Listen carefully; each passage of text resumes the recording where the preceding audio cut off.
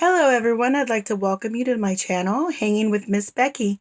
Today is going to be a 30-minute teacher reading for 3rd through 5th graders, and it is the book called The Wizenard Series Training Camp, written by Wesley King and created by Kobe Bryant.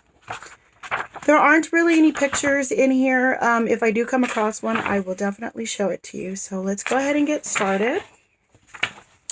Chapter 1. Book 1, Rain. Chapter 1, The Professor.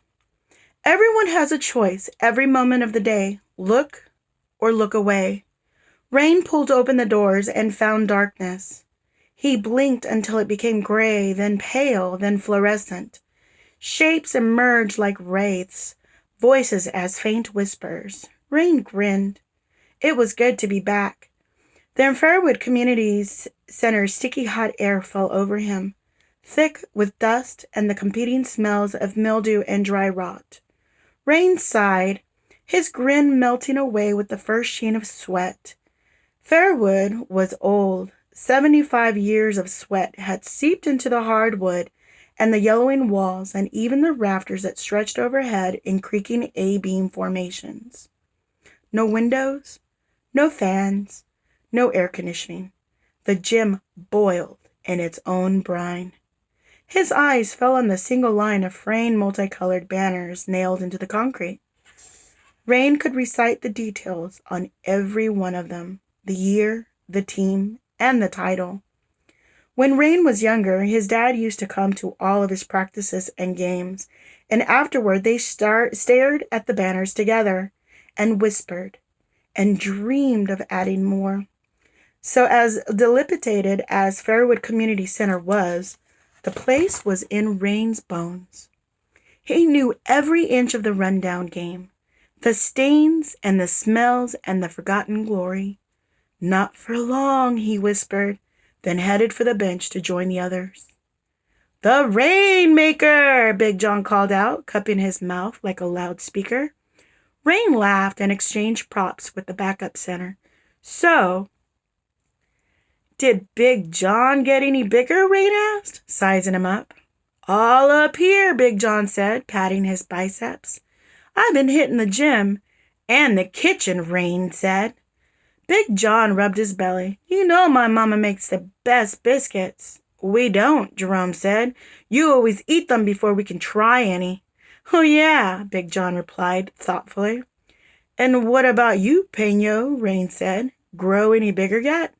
Rain, you know I'm the biggest up here, the Badgers' squat starting point guard said, tapping his head, making up for Big John and his little peanut brain. Rain laughed and shook his head. If the team spent as much energy practicing as they did dissing one another, maybe they would win a few more games. But that was their problem. Rain was doing everything he could. He sat down on one end of the bench, and Peño grabbed his warped ball and stepped out into the court, sending the first rhythmic dribbling through the gym. In creaky Fairwood, the sound resonated. Rain felt it in the floors, in the bench. He could hear it echo in the rafters like the sounds of distant explosions. Basketball gave Fairwood its heartbeat. You got a rhyme for this season yet? Jerome said. Peño glanced back, grinning. You ain't ready for it. No, we aren't, confirmed Lab, Peño's little brother. He was not a fan. Beats, please, Peño said, throwing the ball to Jerome and taking a bow. Oh, no, it is a bow. And taking a bow. Lab rubbed his forehead. Please, no. Big John jumped up, threatening to topple the bench on the way, and started beatboxing. All right, guys, I'm going to do my best to beatbox here. Pooch, pooch, pooch, pooch. Stop, Lab said. Jerome started dribbling, adding a drum layer. Boom, pooch, boom, pooch, boom, boom, boom, boom, boom. I should have stayed in bed, Lab moaned. Peño swung his arm back and forth and started rhyming. The Badgers are back. And yes, our gym is whack. But the boys are better down to the letter. We coming for the win, uppercut to the chin. Drim best watch out for the Badgers because we are, well, he paused. Madgers. Everyone broke out laughing. Pena had been trying to find a rhyme for Badgers for 2 years now.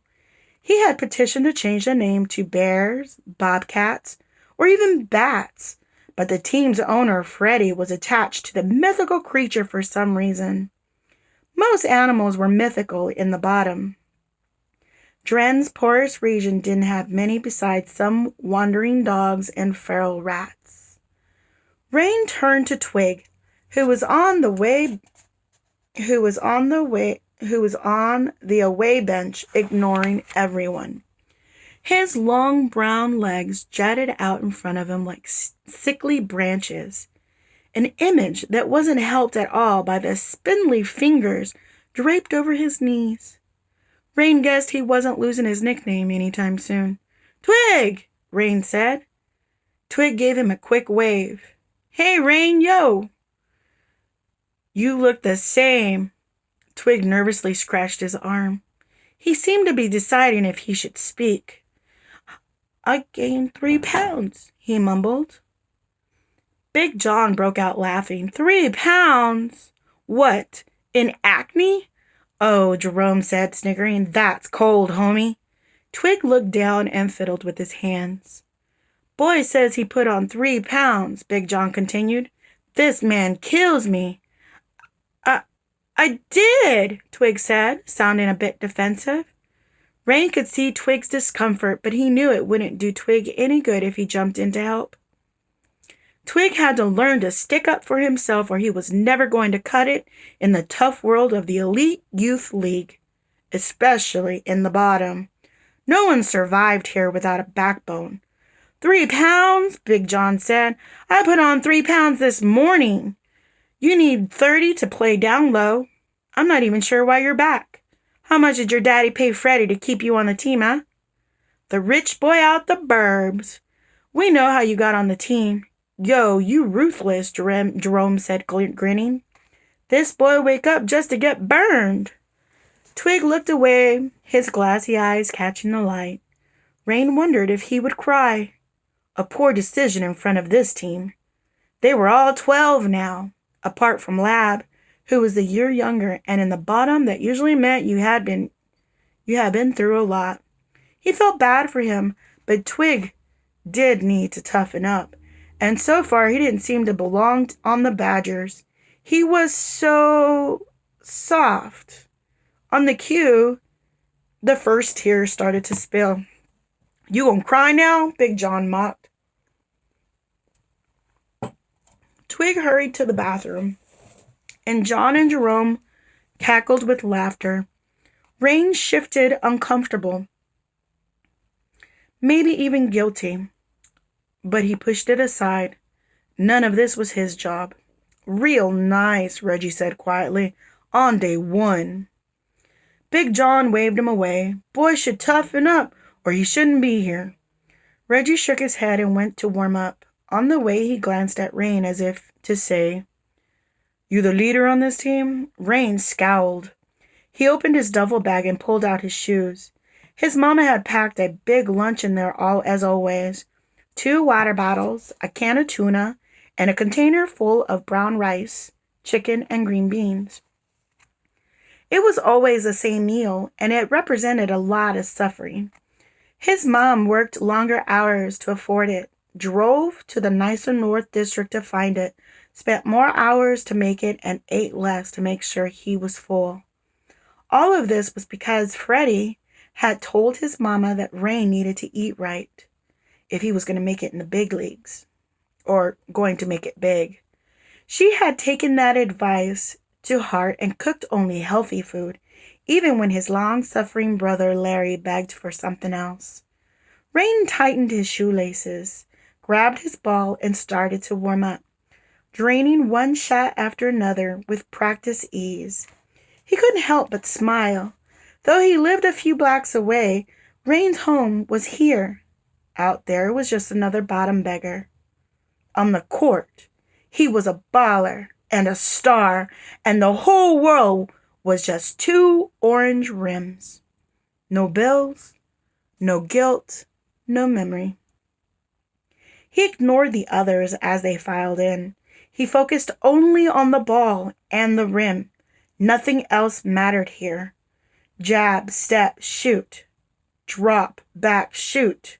Fade, shoot. Spin, shoot. Spin, shoot. He could almost hear the raspy voice. See the folded arms on a belly and smell the smoke. Watch me, Rain shouted. Oh, wait.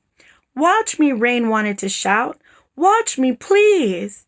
He checked the bleachers out of old habit and then shook his head annoyed. He wasn't there. Hadn't been there for 4 years. Rain pushed the memories away. My boys, Freddie shouted, walking in. All here? Come on over. Let me introduce Devin. Rain turned to the front doors. The owner of the Badgers was dressed in the same as ever. Dark jeans, button-down shirt, gold chains, and a straight-brim ball cap pulled down past his eyebrows like a duck beak. He was in his 30s, but might as well have been 17. Rain, my man, Freddie said. Here's the backup I told you about. Curious, Rain tucked the ball under his arm and walked over. Freddie had called him a few nights earlier to talk about Devin and the new coach. Rain had been more curious about the coach, particularly how he was going to use Rain on offense. But he saw now that Freddie hadn't been bluffing when he said that he had a big recruit. Devin was huge. He was about 6 feet tall and corded with muscle. His forearms were thicker than Rain's legs. The team gathered around the recruit. What's up, big man? Rain said, impressed. Devin kept his eyes down. His hands fidgeted at his side. He toed the hardwood. Nothing, Devin mumbled. Rain glanced at Freddie, confused. Was this massive kid nervous? He's quiet, Freddie said, patting Devin on the shoulder. But a big boy. We can see that, Peño said. He looks like a Clydesdale. Who's Clydesdale? AWOL asked. He a baller too? Rain scanned over Devin. Shy or not, he could be useful. If Devin could set some half-decent screens and box out, it would open up the driving lane and get Rain some better looks. But what will you do for him? Rain flinched and glanced around. The voice had been quiet, distant, deep as thunder. He must have imagined it. He rubbed the bridge of his nose. Maybe he hadn't gotten enough sleep. AWOL eyed Rain, frowning. You looking for something? No, Rain said. All good. He shook it off and turned back to Freddie. Besides the name, Freddie hadn't given him a lot of information on the new coach. He just said that he was very experienced, wasn't from the bottom, and was holding a 10-day training camp to start the year. Actually, it sounded like Freddie didn't know much about him either. Where's this new coach? Rain asked. Rollobo? Or whatever you said his name was. Overhead, the lights crackled like eggs in a frying pan and began to flicker. Rain looked up at the bulbs, pulsating, sizzled, and then returned to their normal dismay gray. Freddie frowned. I asked him to come at 10 for the first day. I wanted us all to... He stopped, his eyes now fixed on the closest net. Rain followed his gaze. Both ratty mesh nets were billowing around as if caught in a storm. Before anyone could question the source of the wind in a windowless gym, the nets fell still once again. Looking even more befuddled, Freddie continued, As I was saying, I wanted us all to catch up a bit first, and... He never got to finish. The lights popped, plunging the gym into total darkness. The front doors flew inward and slammed into the walls on either side, propelled by a blast of frigid wind. The wind caught the banners and drove along straight, stagnant dust toward the team like a fuzzy tidal wave. Dust tsunami, Pena shouted. Run! Rain turned away from the onslaught, covering his eyes. You can't hide from the road. What? He shouted over the howl. I said I should have brought a sweater, Awald yelled. And the wind finally abated, and Rain turned back to the still open doors. A silhouette blocked the sunlight. The figure was enormous, tall enough that he had to duck to step through the doorway, which must have been near 7 feet, and his salted black hair brushed against the frame. He wore a 3-piece suit and polished black leather shoes. Rain had never seen either apart from old movies. Rain had never seen either apart from old movies, while a beautiful golden watch peeked out of his breast pocket, a gold chain dangling down beneath it. His skin was a warm light brown marked with 2 white scars, thin as the edge of a knife that ran from his cheeks to his chin. He had a leather medicine bag in one monstrous hand. As the man approached, his eyes moved over them, a fire-green wreath in a yellow aura. His dark pupils, at first pinpricks, began to steadily grow. When Rulabi's gaze landed on Rain, he took an involuntary step backward. For just a moment, he thought he had saw something there. 2 identical images of a snow-capped mountain rising from an island. Rain blinked, and the image was gone. Oh, Freddie said, dropping his hand from Devin's shoulder. You're early. Being late or early is simply a matter of perspective. Freddie paused. Right. Team, this is Rollyby Wizenard. No.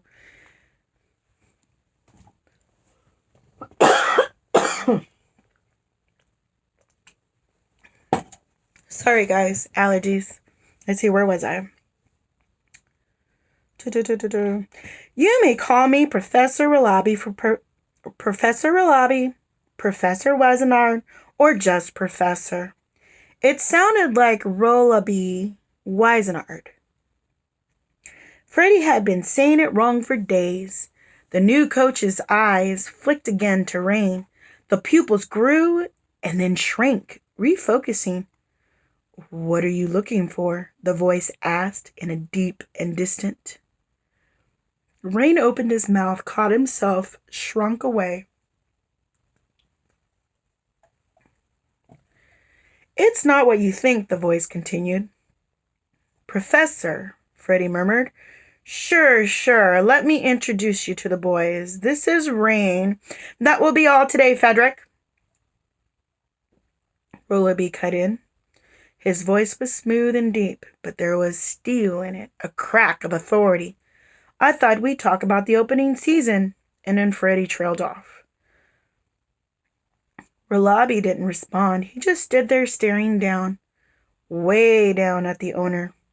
Freddie quailed and hurried out, and the doors slammed shut behind him, and the sound seemed to search for a way out of the gym before finally fading. Fairwood grew eerily still. Rollyby didn't speak, or move, or do anything at all. The silence dragged on until Rain could feel it sitting on his shoulders. It pressed down harder and harder with each passing second, and after a minute, it was nearly unbearable. Did you think that would make it easier? The voice asked. Rain felt a queer sensation and glanced down. There was a hole in his chest.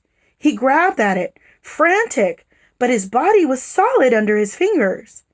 He tried to breathe, feeling his skin prickling. He must have been daydreaming. He had slept poorly. That was it. He tried to relax. Finally, Rollyby removed a folded sheet of paper and a gold pen from an inner pocket of his suit.